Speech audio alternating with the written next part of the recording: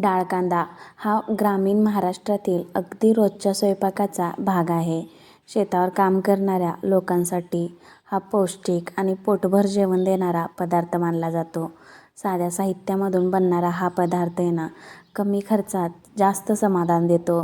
तर नमस्कार मंडळी, मी रोहिणी आणि आज आपण आपल्या फूडी रोहिणी चॅनलवरती आहे ना, डाळ कांदाची रेसिपी पाहणार आहोत. हा जो पदार्थ आहे, ही जी रेसिपी आहे ना, ती जास्तीत जास्त आहे ना गावाकडे बनवली जाते. चला मग झटपट अशा डाळ कांदाच्या रेसिपीला ना चालू करूया. तर मंडळी, डाळ कांदा बनवण्यासाठी हरभरा डाळ घेतलेली आहे.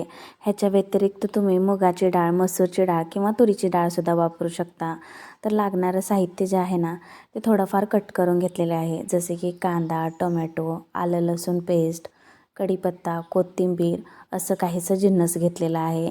गॅसवरती कढई ठेवलेली आहे आणि आता देऊया फोडणी. फोडणी देण्यासाठी 2 चमचे तेल कढईमध्ये टाकलेलं आहे. तेल गरम झालं ना की यामध्ये जिरे आणि मोहरी टाकलेली आहे. मोहरी छान अशी फुलली गेली की यामध्ये बारीक चिरलेला कांदासुद्धा टाकलेला आहे. कांदा छान असा परतला गेल्यानंतर आहे ना, त्यातून येणारी गोड चव डाळीच्या सौम्य चवीला छान अशी पूरक ठरते. कांदा परतून झाल्यानंतर यामध्ये टाकलेली आहे कढीपत्त्याची पानं, आलं लसूण पेस्ट, त्याचबरोबर 2 हिरव्या मिरचीचे कापसुद्धा टाकलेले आहे. हे सगळं परतल्यानंतर यामध्ये टाकणार आहे टोमॅटो.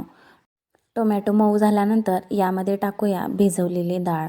डाळीसोबतच काहीसे हलके मसालेसुद्धा यामध्ये मी ॲड करणार आहे.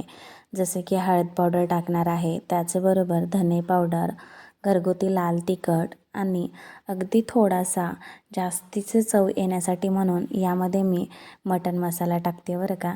याने चव आहे ना खरंच खूप अप्रतिम लागते आणि खायला भन्नाट लागते. यामुळे मी इथे मटण मसाला वापरलेला आहे.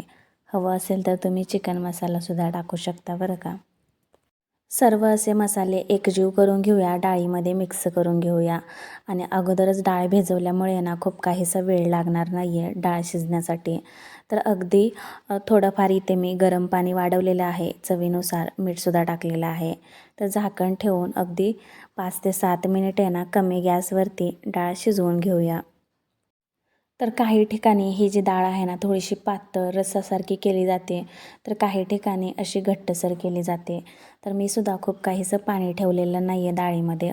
अगदी रसरशीत अशी डाळ बनवलेली आहे आणि वरतून खूप सारी कोथिंबीर टाकलेली आहे. तर मग झाली ना तयार अशी डाळ कांदाची रेसिपी. तर मंडळी, हा पदार्थ फक्त भाजी नाही तर घरच्या साधेपणाची आणि पारंपरिक चवीची आठवण आहे. कमी मसाल्यात ही किती छान चव येऊ शकते याचं उत्तम उदाहरण म्हणजे डाळ कांदा. तर मग तुम्हीही बनवा आणि आनंद घ्या. धन्यवाद.